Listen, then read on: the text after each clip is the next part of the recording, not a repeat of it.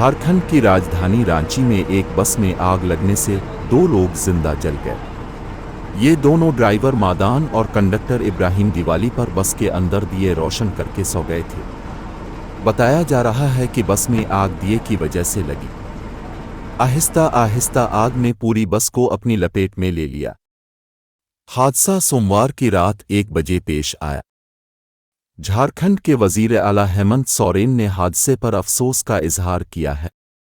उन्होंने ट्विटर पर लिखा है कि रांची के खादगड़ा बस स्टैंड पर बस में आग लगने से ड्राइवर और हेल्पर की मौत इंतहाई तकलीफदेह है।